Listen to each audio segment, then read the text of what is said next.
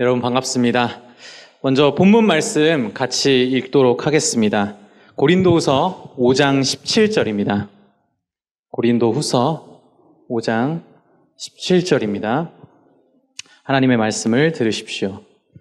그런즉 누구든지 그리스도 안에 있으면 새로운 피조물이라. 이전 것은 지나갔으니 보라 새 것이 되었도다. 아멘.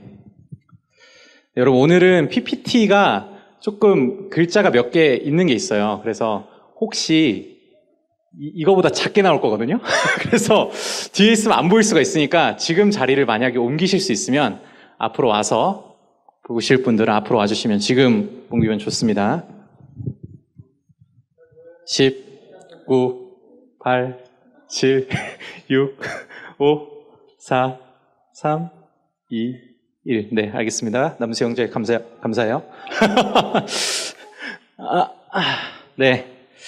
오늘은 시간교리 문답 23문을 살펴볼 건데요. 22문 같은 경우, 그러니까 22문을 저희가 살펴봐야 23문이 어떤 내용인지 좀 이해하기 쉬울 것 같아서 먼저 22문을 저희가 문답하고요. 23문을 추가로 이제 문답하도록 하겠습니다. 제가 질문을 던지면 여러분들이 여기 나와 있는 답을 해주시면 됩니다. 22문입니다. 특히 십자가에서 무슨 일이 일어난 것입니까?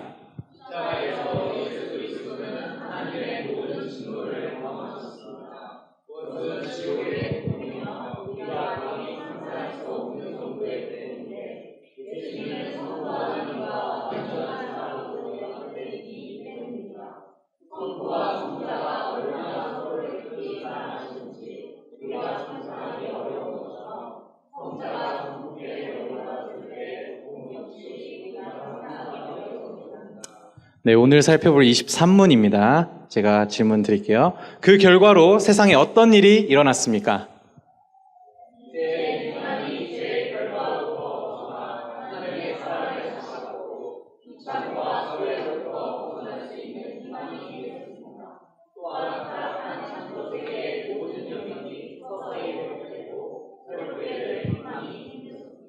네, 오늘은 새롭게 될 희망에 대해서 좀 살펴볼 건데요. 우리가 새롭게 되는 걸 좀 이해하려면 지금 우리가 어떤 상태에 처해 있는지 아는 것도 중요할 거고요. 그 이전에 우리가 지금 어떤 상태에 처해 있는지 아는 것과 동시에 그 이전에 우리가 어떤 상태였는지 알아보면 우리가 새롭게 되는 희망에 대해서 좀 알 수 있을 것 같아요. 그래서 오늘 23문에 나와 있는 이 소외와 비참이라는 단어 있죠. 이걸 중심으로 좀 상대지로 이제 설교를 좀 해보려고 합니다. 첫 번째는요, 소외와 비참이 없는 상태였을 때 그때를 좀 살펴보려고 해요. 이거를 좀 살펴보면요, 여러분들이 아마 새롭게 된다는 게 어떤 건지 좀 연결이 되고 좀 나중에 어떻게 되겠다라는 감각이 좀 생기실 것 같아요. 그리고 이제 두 번째는 그 소외와 비참이 속에서 없었는데 그걸 어떻게 우리가 소외와 비참 가운데로 들어가게 됐는지를 좀 살펴볼 겁니다. 그리고 그 다음에 우리가 새롭게 되는 희망이 어떤 건지, 우리에게 그런 의미가 어떤 건지 살펴보도록 하겠습니다. 먼저 첫 번째 내지, 그 소외와 비참이 없었던 시절에 대해서 좀 살펴보도록 할게요. 소외와 비참이 없었던 시절에는요, 두 가지 이제 특징이 있었습니다. 첫 번째 특징은 뭐냐면요, 질서가 있었다는 거예요. 질서. 어떤 질서였을까요? 하나님이 우리를 통치하시고요, 인간을 통치하시고, 인간이 만물을 통치하는 질서가 있었습니다. 다시 한번 말씀드릴게요. 하나님이 인간을 통치하고, 인간이 만물을 통치하는 질서가 있었습니다. 이걸 좀 자세하게 설명을 해볼게요. 하나님은요, 오늘은 창세기 1장부터 3장을 좀 살펴볼 거예요. 창세기 1장과 2장에는요, 하나님이 인간을 어떻게 지었는지, 천지를 창조하셨는지 나와 있습니다. 하나님이 천지를 다 지으시고, 여섯째 날에 인간을 지으시죠. 그리고 각각 이름을 붙여주십니다. 빛이 있는 곳에는 낮이라고 칭하시고요, 어둠이 있는 곳에는 밤이라고 칭하시고, 물이 없는 곳은 무치라고 칭하시고, 물이 많은 곳을 바다라고 이야기하시죠. 그리고 사람을 자기의 형상대로, 모양대로 지으시고 사람이라고 이름을 지으십니다. 이 사람이요, 히브리어로 아담이라는 뜻이에요. 아담과 화할 때 그 아담 있죠? 그게 이제 사람이라는 뜻입니다. 사람 혹은 남자. 이렇게 이름을 짓는 행위는요, 사실 성경 전반적으로 봤을 때 그 이름을 짓는 사람이 짓는 대상에 대한 지배권을 갖는다라는 걸 우리는 성경을 통해서 찾아볼 수 있습니다. 그래서 창세기를 계속 살펴보면요, 그 지배권을 가진 사람이 이름을 새로 지어줘요. 그 사람들한테. 그래서 이 사람을 하나님이 사람이라고, 아담이라고 명명하시면서 그 지배권, 그 하나님의 통치권을 인간에게 가지고 있다는 것을 창세기를 통해서 살펴볼 수 있습니다. 그렇게 이제 그 사람에 대한 통치권을 하나님이 이제 가지게 되고, 이제 사람이 이제 하나님의 통치권을 기억하게 하기 위해서 우리는 선악과를 하나님이 만드시고, 그 선악과를 보게 하시죠. 그리고 그 선악을 알게 하는 열매를 먹지 말라는 금제를 거십니다. 그래서 사람이 그 선악과를 보면서 하나님이 나의 하나님이시구나, 나의 주인이시구나 라는 것을 깨닫게 장치를 만들어 두십니다. 그렇게 하나님이 인간을 통치하는 질서가 생기죠. 그리고 그 하나님이 인간에게 만물을 통치하라는 또 대리 통치자로서의 권한을 주십니다. 그래서 그 창세기 1장 27절에서 28절 보시면 충만하라, 정복하라, 다스리라 라고 이제 말씀하시면서 이제 하나님이 원래는 통치하셔야 될 만물을요, 인간에게 대리 통치권을 주시면서 인간이 만물을 통치하게 만드는 질서를 만드시죠. 그래서 그 소외가 없던 시절의 첫 번째 특징은 질서가 있는 건데, 이 질서는 하나님이 인간의 만물을 통치하는 질서가 있었습니다. 그리고 소외가 없던 시절의 두 번째 특징은요, 이 통치가 사랑과 돌봄으로 이루어졌다는 거예요. 하나님이 그 사람을 어떻게 돌보셨는지 좀 먼저 살펴보겠습니다. 어떻게 통치하셨는지, 사랑과 돌봄으로 통치하셨는지 좀 살펴볼 건데요. 하나님이 인간에게 먼저 에덴을 주셨습니다. 에덴 동산을 주셨죠. 에덴 동산에 여러 가지 특징이 있어요. 그 중에 첫 번째 특징이 뭐냐면 아름다웠다는 겁니다. 그래서 하나님은 인간에게 아름다운 나무를 주셨습니다. 아름다운 나무를 주셨는데, 여러분, 아름답다는 게 어떤 걸까요? 하나님은 왜 우리한테 아름다운 것을 주셨을까요? 우리는 아름다운 걸 볼 때 우리의 감각들이 살아납니다. 그리고 극대화되죠. 하나님은 인간이 그런 감각들을 깨우치고 극대화해서 누리기를 바라셨어요. 이거는 우리가 어렵지 않게 알 수 있습니다. 우리 그 맛집 가보면 우리가 뭐 그 커피나 디저트나 그 음식을 이게 맛있냐 안 맛있냐도 따지지만 한 가지 변수가 더 있죠. 뭐죠? 뷰죠, 뷰. 그래서 요즘은 뷰 맛집이라고도 이제 많이 얘기하는데, 우리가 굳이 왜 뷰가 좋은 곳, 인테리어가 잘 된 곳을 가려고 할까요? 거기서 우리가 커피를 마시고 디저트를 먹을 때 우리는 원래 맛봐야 될 것보다 더 좋은 경험들을 하게 되기 때문입니다. 우리가 먹는 것이 더 맛있게 느껴지죠. 더 풍성하게 느껴지죠. 하나님이 이처럼 우리가 아름다움을 통해서 우리 안에 있는 감각들을 깨우고 더 많은 걸 누리길 바라셨습니다. 그래서 에덴을 주셨죠. 그리고 두 번째 특징이 있습니다. 에덴의 두 번째 특징은 먹기 좋은 나무가 있었다는 거예요. 여러분, 금강산도 식후경이라는 말 아세요? 요즘 친구들은 모를 수도 있는데. 혜니 아세요? 다행이네요. 혜니가 알면 다 아는 거예요. 아무리 보기 좋은 것들이 있다 하더라도 우리가 먹을 게 없다면, 우리가 지금 당장 배고프고 그 먹을 것을 당장 실용적으로 구할 수 없다면 우리는 그 아름다움을 충분히 누리지 못할 겁니다. 근데 하나님께서는요, 그것도 아셔서 먹기 좋은 나무도 직접 주시죠. 그리고 그 밑에 아까 말씀드린 선악을 알게 하는 나무, 그 나무를 동산 중앙에 두심으로써 이거 하나님이 나의 통치자임을 기억하게 하시고요, 생명나무를 두심으로 원래 우리는 죽음을 맛보지 않을 운명에 처해 있는 사람들이었습니다. 이렇게 하나님은요, 우리에게 필요한 터전, 삶의 터전을 주셨죠. 그리고 두 번째, 하나님이 또 뭘 주셨냐? 이 에덴 동산을 경작하고 지키게 하셨어요. 어떤 걸 주셨냐면 우리가 할 일을 주셨어요. 내가 가만히 앉아서 노는 게 아니라 우리가 뭔가 할 일을 주셨고요. 이거는 좀 이따가 제가 좀 더 살펴볼게요. 그리고 마지막으로 하나님은 우리에게 관계를 주셨습니다. 창세기를 보면요, 1장부터 하나님이 보시기에 좋았더라, 보시기에 좋았더라, 보시기에 좋았더라 했는데, 여기서 처음으로 이거는 좀 안 좋은데? 라는 표현을 처음으로 하십니다. 그게 뭐냐면 아담이 혼자 있는 게 좋지 아니하니 돕는 배필을 지어줄 것이다 라고 이제 약속을 하시죠. 그리고 실제로 하나님은 아담의 갈비뼈를 떼서 여자를 만듭니다. 여자를 만들어 주시고, 남자는 드디어 충만함을 느끼죠. 관계 안에서 자기 안에 비어있던 반쪽짜리 공허함이 채워지는 경험을 하면서 인류 최초의 찬가가 여기서 나옵니다. 여러분 다 아시죠? 내 뼈 중에 뼈요, 내 살 중에 살이라. 네.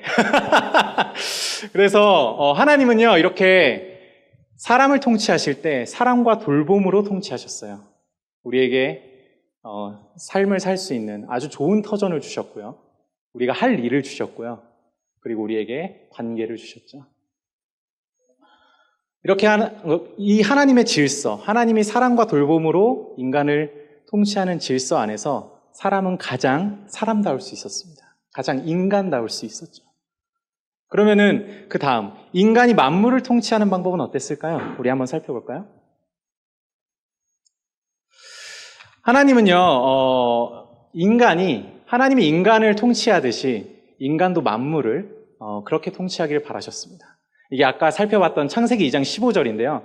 여기 보면 경작하며 지키게 하시고라는 말이 있는데, 이 지키다라는 말은 그 히브리어로 샤마르라는 이제 단어인데요. 그 단어 안에는 지키다, 보호하다, 돌보다라는 뜻이 있습니다. 그래서 하나님이 바라시는 인간이 만물을 다스리는 방식은 하나님이 인간을 다스리는 방식과 동일하게 다스리기를 바라시고 부탁하시고 명령하셨죠. 인간은 어떻게 만물을 이렇게 다스리게 될까요? 이거를 조금 더 와닿게 설명하기 위해서 저는 C.S. 루이스가 한 말을 좀 가져와 보려고 했습니다. 한번 볼게요. 제가 이거 읽어드릴게요. 뒤에서 잘 안 보이시죠? 이거 좀 읽어드릴게요. 그다음 들어보세요. 조금 길어요. 무신론자들은 인간과 동물의 공존을 단지 생물학적 사실들의 우연한 결과로서 당연시하면서 인간이 동물을 길들이는 것을 한 종이 다른 종을 순전히 자의식으로 간섭하는 일로만 여깁니다. 그들이 볼 때는 야생동물만이 진정한 동물 내지는 자연적인 동물로서 길들여진 동물은 인위적이거나 자연적이지 못한 동물입니다.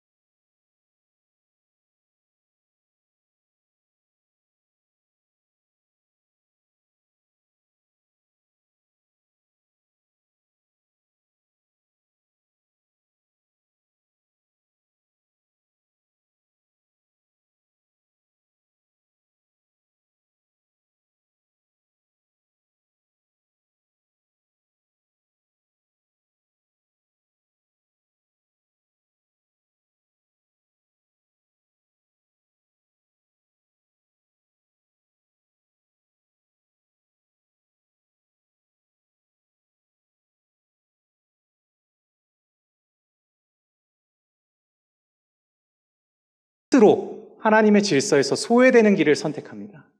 이렇게 소외의 시작이 발생이 되어버리죠. 소외의 결과로 어떤 일들이 벌어졌을까요? 비참함이 찾아옵니다. 앞으로 이 비참함의 4가지 모습을 살펴볼 건데요. 첫 번째 비참함은 어떤 비참함이냐면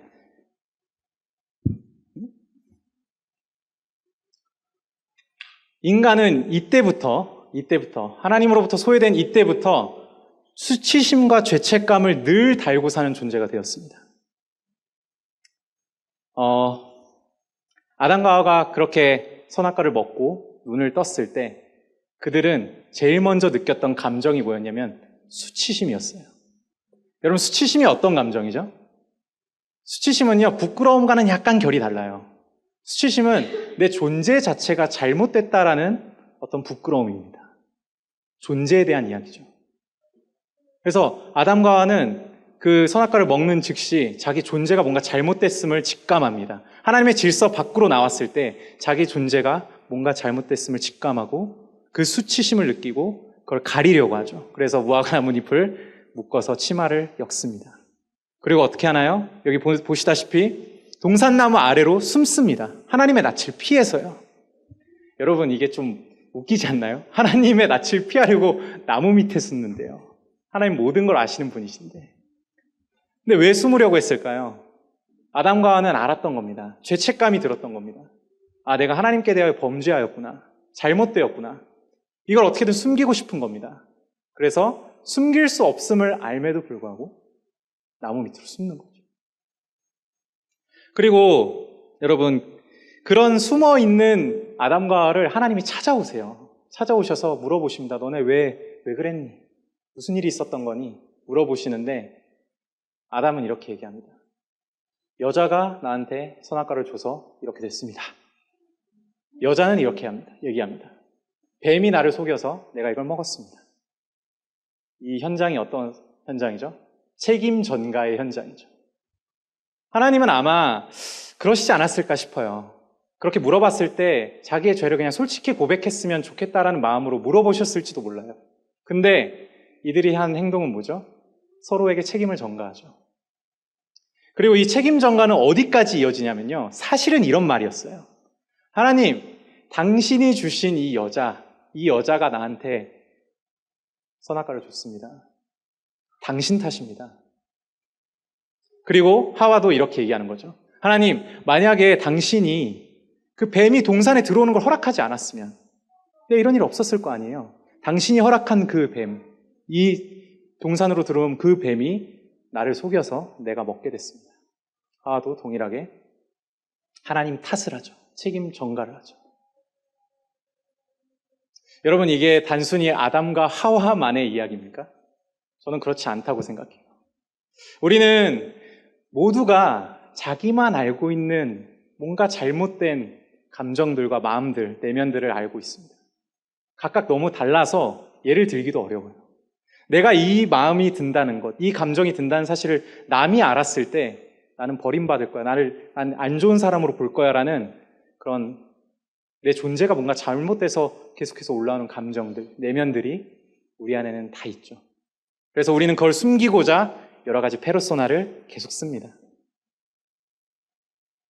그렇게 사회생활을 하죠.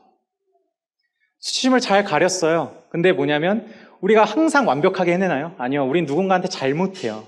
잘못하고 뭔가 실수합니다. 그때 우리의 반응을 잘 살펴보면 이래요. 처음부터 내가 이거 잘못했습니다. 죄송합니다. 라고 말하는 사람도 물론 있죠.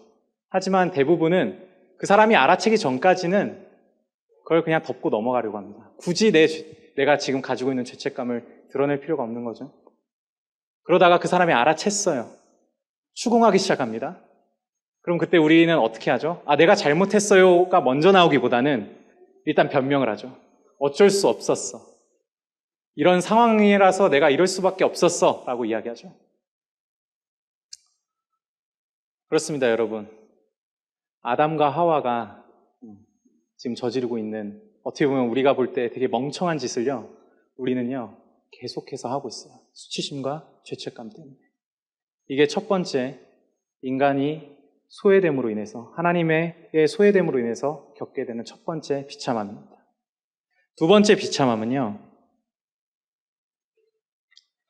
하나님이 여자에게 죄의 결과로 이런 일이 있을 것이다라고 이야기해 주십니다. 또 여자에게 이르시되 내가 내게 임신하는 고통을 크게 더하리니 내가 수고하고 자식을 낳을 것이며. 생명을 잉태한다라는 것, 생명을 낳는다라는 건 아주 숭고한 일이죠. 좋은 일이에요. 근데 이 숭고하고 좋은 일을 우리가 겪게 되었을 때 고통과 수고가 따른다라는 비참함이 우리와 함께하죠. 그리고 이 두 번째, 너는 남편을 원하고 남편은 너를 다스릴 것이다. 이 얘기가 무슨 말인지 제가 주석한 거를 다 설명해 드릴 수는 없지만 시간 관계상 그러니까 결과물만 말씀드리면, 그러니까 현대어로 이거를 풀어서 설명을 드리면 이런 얘기예요. 여자야, 너는 네 남편을 소유하고 통제하려고 할 것이다. 그리고 네 남편은 너를 지배하고 독재하려고 할 것이다. 가정이 완전 깨지죠. 관계가 완전히 박살이 납니다. 왜요? 사랑이 없으니까. 서로가 서로를요, 자기의 원함과 자기의 갈증을 채우려고 여자는 남자를 소유하고 통제하려고 하고요. 남자는 여자를, 자기 와이프를 지배하고 독재하려고 하죠. 이게 사람이 처한 두 번째 비참함입니다. 여러분, 제가 작년에 상담이랑 심리 관련된 좀 워크숍을 1년 정도 했었어요. 그때 이제 주로 오셨던 분들이 연인과의 관계에 문제가 좀 있거나 부부 관계에 문제가 있으신 분들이 와서 집단 상담을 받으시고 교육을 받는 프로그램을 제가 한 1년 정도 그분들과 함께 했었습니다. 그때 그분들한테 많은 거를 가르쳐 드렸어요. 여자랑 남자가 왜 다른지, 어느 부분이 다른지 막 설명을 하고, 그래서 이래서 우리는 이렇게 하면 좋습니다 라고 얘기하면서, 그럼 관계는 왜 깨지는 걸까요? 라고 질문하고 제가 답변 드리는데, 거기에 어떤 한 분이 이 얘기를 듣고 우셨어요. 그게 너무 공감이 된다고. 그게 무슨 말이었냐면, 제가 그분한테 그 얘기를 말씀드렸거든요. 남자와 여자가 다른 것은 전혀 문제가 되지 않는다. 서로 사랑하려고 할 때는 오히려 남자와 여자가 다른 것이 상호 보완적으로 더 충만한 관계로 이어질 수 있다. 그런데 관계를 깨는 거는 자기중심성이다. 여자는 자기를 채우려고 남자를 소유하고 통제하려고 하고, 남자는 자기의 어떤 하고 싶은 일에 집중하느라 그리고 자기가 하고 싶은 일을 하려고 여자를 이용하고 독재하려고 하는 그 습성 때문에 결국 이 관계는 깨지는 거예요. 그분이 그게 너무 공감된다고 하시더라고요. 여러분, 이 얘기가 아담과 하와의 이야기뿐만이 아니라 우리의 이야기입니다. 그리고 비참함의 세 번째 설명드리도록 하겠습니다. 세 번째 비참함은 하나님이 남자 아담에게 이런 이야기를 하십니다. 이제 땅이 저주를 받아서 내게 엉겅퀴와 가시덤불을 낼 것이다. 그리고 너는 수고하고 땀을 흘려야 땅의 소산을 얻을 것이다. 이게 어떤 말일까요? 원래 만물은, 땅은 우리가 다스리는 존재였습니다. 그리고 사랑하고 돌봐야 될 대상이었죠. 근데 하나님이 이렇게 말씀하고 계신 겁니다. 이제 땅은 너에게 다스리고 돌봐야 될 대상이 아니라 극복해야 될 대상이 되었다. 극복해야 될 대상. 이 극복해야 될 대상이 되었다는 게 어떤 비참함을 낳을까요? 첫 번째 비참함은 뭐냐면요, 우리가 이제 극복해야 되기 때문에 이 자연을, 만물을요, 착취하고 이용하는 방식으로 대하기 시작했다는 겁니다. 여러분, 우리는 너무 잘 알고 있어요. 인간의 문명이 발달하면서 많은 동식물들이 멸종한 걸 우리는 너무나 다 알고 있습니다. 그리고 생태계가 계속해서 파괴되죠. 지구온난화, 여러분 잘 알고 계시죠? 과학자들이 여러 가지 이야기를 해요. 온난화의 원인은 인간의 기여가 있기도 하지만 자연스러운 현상이고 이렇게 얘기하는 사람도 있어요. 근데 우리 모두가 공감하고 과학자들도 인정하는 한 가지는 그 포션이 작든 크든 인간이 지구온난화에 기여를 하고 있다는 거죠. 그리고 우리는 기이한 현상을 경험했습니다. 여러분, 코로나 때 우리 인류 전체의 문명이 셧다운 됐었잖아요. 2020년에 한번 셧다운 됐었어요. 거의 공장도 잘 안 돌아가고요. 사람들이 집에만 있으니까 없었어요. 근데 전 인류가 셧다운되고 나서 무슨 일이 벌어졌는지 아세요?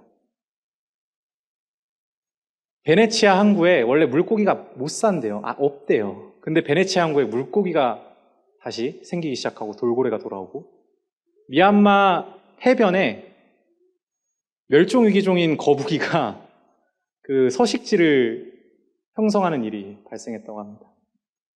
그럼 이건 어떤 걸 이야기해주고 있죠? 우리가 자연을, 만물을 극복해야 될 대상으로 착취하고 이용하고 있다는 것의 반증이죠. 이처럼 우리는 자연과 척을 지고 비참함에 빠져 있습니다. 두 번째 비참함이 있어요. 이 극복해야 될 대상으로서의 자연이. 인간이 극복을 했을 때는 이렇게 반응하는데요. 극복을 못할 때는 어떻게 반응하는 줄 아세요? 원래 우리가 다스리고 사랑하고 돌봐야 될 자연과 만물을요, 숭배합니다. 숭배해요. 이건 우리 너무 잘 알아요. 우리 단군 신화만 봐도 곰과 호랑이가 나오죠.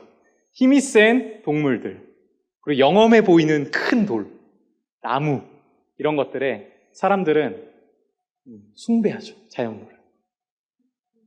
이게 우리 현대인들한테는 별로 와닿지 않는 그냥 구닥다리 이야기일까요? 저는 그렇지 않다고 생각해요. 특히 우리나라 안에서. 제가 직장 생활할 때 청주에서 하이닉스 공장을 짓는 이제 일을 했는데, 거기서 이제 사업관리팀에서 이제 일을 하고 있었어요. 근데 매해 공장 이제 공사 착수를 할 때 안전기원제를 해요. 제사를 드려요. 근데 하이닉스 그 단지 안에 100년이 넘은 나무가 있었어요. 엄청 큰 나무. 근데 그 나무에 제사상을 착 깔아놓고 우리 지성인들, 그 기업에서 가장 지성인이라고 여겨지는 우리 임원분들과 팀장님들은 필참입니다. 그래서 필수로 참석해서 안전기원제를 드리고, 우리 공사 잘 되게 해주십시오. 나무에 절을 하죠. 우리는 종교를 가지는 거에 대해서 굉장히 미개한 것처럼 사람들이 얘기하지만, 우리의 삶에는요, 이런 미신들, 자연을 숭배하는 일들, 이런 비참한 현장들에 우리는 쉽게 노출되어 있습니다. 원래 우리가 다스려야 했던, 사랑으로 돌봐야 했던 만물을 숭배하는 비참함에 빠져 있죠. 이게 세 번째 비참함입니다. 마지막 비참함이 있습니다. 마지막 비참함은 너희는 흙이니 흙으로 돌아갈지니라. 원래 인간에게는 죽음과 사망이 없었어요. 근데 하나님으로부터 소외되고 난 이후부터 인간에게는 죽음과 사망이 드리워집니다. 그래서 소외와 비참함의 가장 끝자락, 가장 마지막 종착점은요, 죽음이에요. 우리는 죽음 때문에 많은 상실을 겪죠. 아픔을 겪죠. 이거는 더 설명하지 않아도 여러분들이 잘 알 거라고 생각합니다. 이렇게 우리가 하나님의 질서, 하나님이 우리를 통치하시고 우리가 만물을 통치하는 이 질서에서 인간은 스스로 소외되기를 선택하고 비참함 가운데 빠져 있었습니다. 그럼 마지막으로 하나님은 이런 비참함 가운데 빠져 있는 인간들에게 어떻게 찾아오셨을까요? 마지막 대지입니다. 새로운 희망에 대해서, 새로워지는 희망에 대해서 말씀드리도록 하겠습니다. 하나님은요, 아까 나무 밑으로 숨었을 때, 아담과 하와가 나무 밑으로 숨었을 때 하나님 찾아오셔서요, 그들과 대화를 하시고 이 비참함에 대해서 설명하시기 전에 이 말씀을 먼저 하십니다. 창세기 3장 15절입니다. 읽어드릴게요. 내가 너로 여자와 원수가 되게 하고. 참고로 이 말씀은요, 그 자리에 같이 있었던 뱀, 사탄을 하나님이 저주하시면서 하신 말씀이에요. 내가 너로, 너는 여기서 뱀입니다. 내가 너로 여자와 원수가 되게 하고 내 후손도 여자의 후손과 원수가 되게 하리니 여자의 후손은 내 머리를 상하게 할 것이요 너는 그의 발꿈치를 상하게 할 것이니라 하시고, 신학자들은요, 이 창세기 3장 15절을 원시복음이라고 부릅니다. 처음 성경에 나온 최초의 복음이라는 뜻이죠. 하나님은요, 스스로 소외되기를 선택하고 비참함에 빠지기로 선택한 인간들을 내버려 두지 않으셨습니다. 그 자리에 찾아오시고요, 그들에게 복음을 선포하시죠. 왜 그러셨을까요? 하나님은 창조주세요. 아까 말씀드렸죠.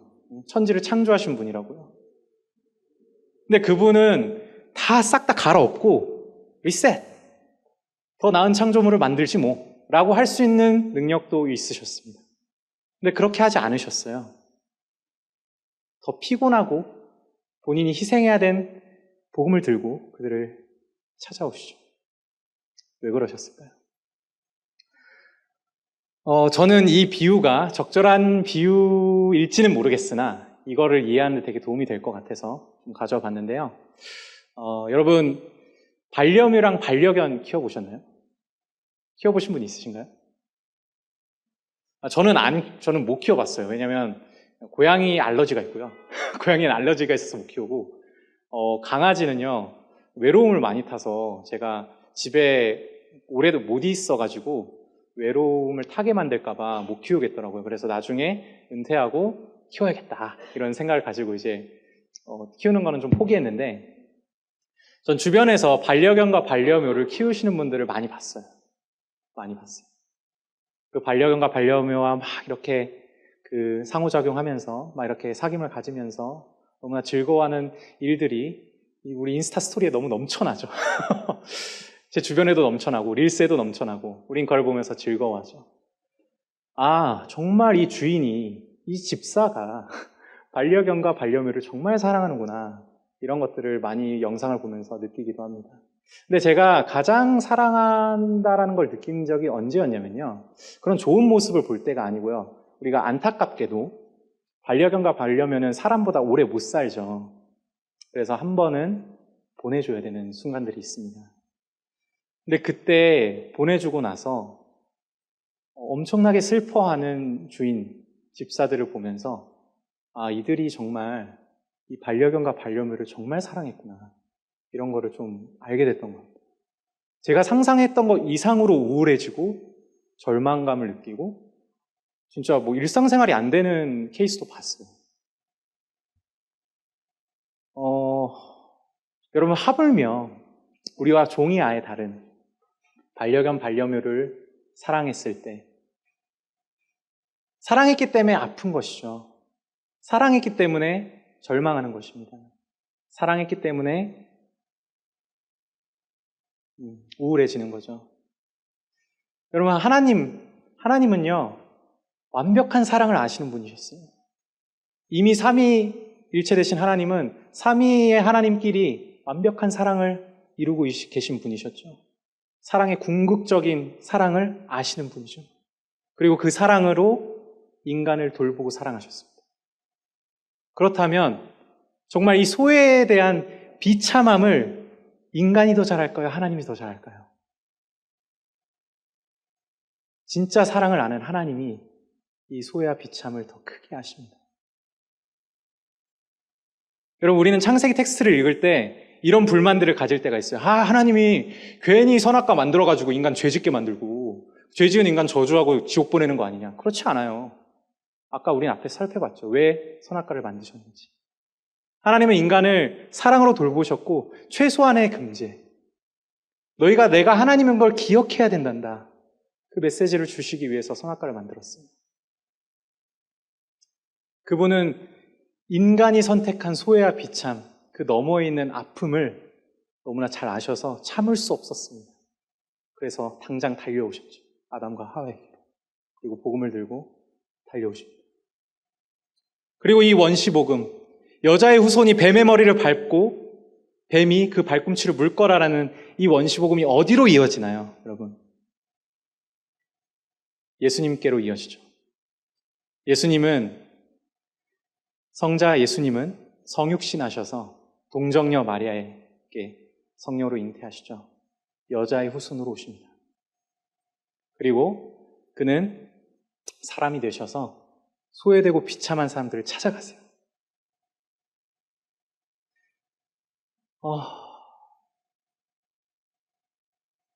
창기, 도덕적으로 잘못하고 있는 그 창기에게 찾아가셔서요, 사람들이 아무도 거들떠보지 않는 도덕적으로 소외되고 사회적으로 소외된 창기를 찾아가셔서요, 내가 너를 정죄하지 않으니 넌 다시는 죄를 짓지 말아라 말씀해 주시고요, 종교적으로 사회적으로 완전히 소외되어 있는 세리들을 찾아가셔서 너의 집에 하나님의 나라가 임했다라고 복음을 선포해 주십니다. 그리고 이렇게 소외되고 비참에 처해 있는 사람들과 함께 밥을 먹고 마시고 함께 하시죠. 그리고 죄로 인해서 죄의 결과로 나타난 육체의 연약함, 마음의 연약함을 가진 사람들, 오늘 3시 예배 때 들었죠? 그 베데스다에 있는 38년 된 병자 같은 사람들을 찾아가셔서요, 예수님은 병을 고치시고 그들의 연약함을 고쳐주십니다. 그러고 이런 말씀을 계속해서 선포하세요. 요한복음 5장 39절입니다. 너희가 성경에서 영생을 얻는 줄 생각하고 성경을 연구하거니와. 여기서 말하는 성경은 구약 성경이에요. 이 성경이 곧 내게 대하여 증언하는 것이니라. 이게 무슨 말일까요? 얘들아, 너희가 기다리던 그 여자의 후손이 나야. 너희가 기다리던 그 메시아가 나야. 그 그리스도가 나야. 라고 계속해서 이야기하시죠. 그리고 예수님은 그 소외된 자, 비참한 자의 죄를 가지고 십자가로 가십니다. 십자가로 가셔서, 십자가에 가셔서도 이렇게 하시죠. 그 후에 예수께서 모든 일이 이미 이루어진 줄 아시고 성경을 응하게 하려고 하사, 여기서 말하는 성경도 구약 성경이죠. 이르시되 내가 목마르다 하시니, 내가 목마르다, 이거 시편 69편에 나와 있는 말씀이거든요. 계속해서 구약 성경을 인용하시면서 너희가 기다리는 메시아, 너희가 기다리던 여자의 후손이 바로 나다. 얘들아, 나야. 라고 계속해서 이야기하십니다. 그리고 마지막, 엘리 엘리 라마 사막다니, 나의 하나님 어찌하여 나를 버리셨습니까? 라고 말씀하시면서, 여러분, 이 고백은요, 하나님을 향한 절규이기도 했어요. 하지만 이 땅에서 메시아를 기다리던, 소외와 비참함 가운데 빠져있던 자기 백성들에게 외치는 외침이기도 했습니다. 얘들아, 이것도 시편 22편에 나와 있는 말씀이거든요. 얘들아, 너희가 기다리던 메시아가 바로 나야. 나야. 너희가 기다리던 여자의 후손이 바로 나야. 그러고 예수님은 아까 창세기 3장 15절에서 나와 있던 것처럼 뱀에게 발꿈치를 물려서 독이 퍼져 죽어가는 사람처럼 십자가에서 결국 우리가 당했어야 될 소외와 비참함을 지고 가장 소외된 곳으로, 아까 소외와 비참함의 끝에 뭐가 있다 그랬죠? 죽음이 있다 그랬죠. 사망이 있다 그랬죠. 죽음 가운데로 가십니다. 그리고 하나님께서는요, 그 하나님의 아들 예수 그리스도를 살리십니다. 부활하세요. 그래서 그리스도께서는 아까 그 창세기 3장 15절에 나와 있는 여자의 후손이 뱀의 머리를 밟을 것이다, 깨트릴 것이다 라고 얘기하는 것과 같이 우리가 겪었어야 될 사망과 죽음의 권세를 완전히 깨트려 버리시죠. 그리고 그리스도 안에 거하는 누구나 오늘 읽었던 본문 말씀처럼 새로운 피조물이 될 수 있게 해주셨습니다. 그래서 고린도후서 5장 14절 17절을 읽어드릴게요. 그리스도의 사랑이 우리를 강권하시는도다. 우리가 생각하건대 한 사람이 모든 사람을 대신하여 죽었은즉 모든 사람이 죽은 것이라. 그런즉 누구든지 그리스도 안에 있으면 새로운 피조물이라. 이전 것은 지나갔으니 보라 새 것이 되었도다. 그리스도 안에 있으면 이제는 우리가 소외와 비참 속에 있었던 옛사람이 지나가고 새로운 피조물, 새 것이 되었다고 이야기합니다. 이뿐만일까요? 이 그리스도 안에서 새로운 피조물, 하나님의 아들들을 만물들도 기다리고 있다고 로마서 8장 19절과 21절은 이야기하고 있습니다. 말씀드릴게요. 피조물이 고대하는 바는 하나님의 아들들이 나타나는 것이니 그 바라는 것은 피조물도 썩어짐의 종노릇한 데서 해방되어 하나님의 자녀들의 영광의 자유에 이르는 것이니라. 여러분, 이렇게 우리 주님은요, 그리스도 안에서 우리를 새로운 피조물로 옮기셨습니다. 그리스도 안에 있는 모두를요, 새로운 피조물이라고 이야기하시죠. 복음이죠. 여기서 감격하신 분들도 있겠지만, 그래서 이 새로운 피조물이 우리한테 가져다 주는 희망이 무엇인데? 라고 질문하시는 분들도 있을 거라 생각합니다. 마지막으로 이 새로운 피조물이 우리에게 어떤 희망을 주는지 이야기하고 오늘 설교를 마무리하려고 하는데요. 여러분, 저는 이런 질문을 교회에서 들어본 적이 있어요.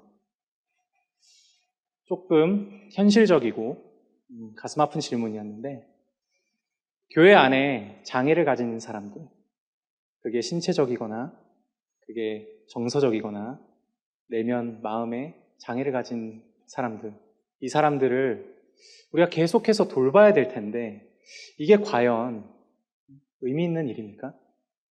밑 빠진 독에 물 붓기 아닙니까? 이 사람들이 과연 우리의 수준으로 정상화될 수 있습니까? 라는 되게 날카롭고 아픈 질문들을 들은 적이 있습니다. 실제로 그걸 하면서 그 질문을 받았던 질문이었기 때문에 저도 이 질문에 대해서 가볍게 넘어갈 수가 없었어요.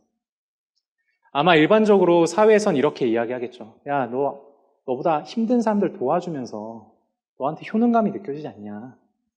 그걸로 너는 인생의 의미가 누군가를 도우면서 찾을 수 있지 않냐? 라는 정도의 대답은 세상도 이제는 해줄 수 있게 되었습니다. 여러분, 이 질문에 대한 답을 우리는 어떻게 해줘야 될까요? 저는 오늘 우리가 읽었던 새로운 피조물, 우리가 그리스도 안에서 새로운 피조물이 되었다는 것, 이것이 우리의 이 질문에 대한 답이 될 수 있을 거라고 생각합니다. 우리 한번 상상해 봅시다. 우리 교회 안에 있는, 그리스도 안에 있는 그런 장애를 가졌던 사람, 이 장애도 결국엔 죄의 결과물로서의 나온 장애거든요. 마음이 됐든 신체가 됐든, 어렸을 때 내가 원하지 않는 가정, 내가 원하지 않는 죄인의 가정에서 태어나서 부모님의 학대를 받고 방치를 당한 상태에서 망가진 내면으로 회복되지 못한 채로 또 또래 집단에게 갔는데 또 따돌림을 받고 위로를 받지 못한 사람들, 그런 사람들의 내면이요, 성인이 돼서도 쉽게 회복이 되지 않습니다. 쉽게 회복이 되지 않지만 그래도 회복은 될 수 있어요. 근데 중요한 건 회복될 공동체를 찾기가 너무 어렵죠. 그래서 교회로 많이들 옵니다. 근데 이들이 예수 그리스도를 믿고 바로 좋아지나요? 그렇지도 않아요. 시간이 또 걸려요. 좋아지는데.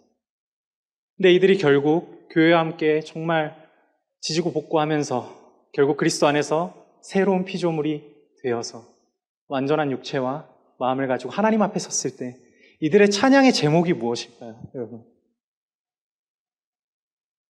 이들은 아마 이렇게 찬양하지 않을까요? 주님, 제가 죄의 결과로, 소외와 비참함의 결과로 저는 이 땅에서 너무 힘든 삶을 살았습니다. 제가 사랑하는 사람들을 찌르고요, 힘들게 만들었습니다. 밑빠짐 독에 물을 붓는 것처럼 그 사람들에게 느끼게 만들었습니다. 그렇지만 주님, 그들이 저를 견뎌주었기에 저는 주님 앞에 올 수 있었습니다. 그 교회를 통해서 나를 돌봐주셨기 때문에 주님이 이 교회가 주님의 몸된 교회라는 것을 저는 정말 삶으로 알 수 있었습니다. 주님 감사합니다. 그리고 그렇게 매 순간, 매번은 아니지만 도움을 줬던 사람들에게, 같은 그리스도인들에게 감사를 표하지 않을까요? 이것은 새로운 피조물이라는 희망이 없이는 절대 이루어질 수 없는 위로입니다. 그리고 여러분, 우리가 누굴 도와줄 때 이거 절대 헛된 거 아니에요. 우리는 그렇기 때문에 누군가를 도울 때 우리는 완벽한 희망을 가질 수 있습니다. 그 나라에 갔을 때, 그리스도 안에 있을 때, 새로운 피조물이 됐을 때 그가 찬양할 찬양의 제목에 우리가 함께 동참하는 거죠. 너무 거창했나요? 그럼 우리한테 와보죠. 여러분, 솔직히 저를 포함해서 정도의 차이가 있을 뿐 우리가 아까 살펴봤던 수치심과 죄책감 있죠. 이것이 우리를 망가뜨리는 경우도 상당히 많습니다. 정도의 차이만 있을 뿐 우리 안에도 다 망가진 내면의 일부분이 있어요. 우리는 이것을 치유하기보다는, 보통 정직하게 직면하기보다는 잘 덮고 넘어온 거죠. 나만이 알고 있는 죄, 나만이 알고 있는 어쩔 수 없는 나의 연약함, 이런 것들을 우리는 평생 안고 살아갈 겁니다. 그런데 여러분, 새로운 피조물이 될 거라는 희망이 없다면 우리는 이 연약함과 이 망가진 내면을 끌어안고 계속해서 살 수 있는 희망이 있을까요? 그렇지 않을 겁니다. 그리고 아까 첫 번째 이유와 동일하게 우리가 하나님 앞에 찬양하게 될 제목이 무엇일까요? 우리 각자가 하나님 앞에 찬양하게 될 제목이 무엇이 될까요? 새로운 피조물이 되었을 때 완벽한 육체와 마음을 가지고 하나님 앞에 어떤 찬양을 드리게 될까요? 아마 우리만 알고 있는 그 죄, 우리만 알고 있는 그 어쩔 수 없는 연약함 속에서 우리는 계속해서 하나님을 밀어내고 소외시키고 스스로 비참함에 처해 있음에도 불구하고 하나님은 계속해서 우리를 포기하지 않고 사랑하셨다는 그 사실을 우리는 찬양하게 되겠죠. 이 새로운 피조물이라는 희망, 새롭게 된다라는 희망은요, 저와 여러분, 그리고 교회의 희망이 될 수 있습니다. 여러분, 그리스도께로 오십시오. 여러분들의 어떠함을 가지고 어떠함과 상관이 없습니다. 그대로 가지고 오시고요. 또 누군가의 어떠함이 여러분들을 힘들게 만들고 있습니까? 그걸 기도 제목으로 가지고 주님께로 오십시오.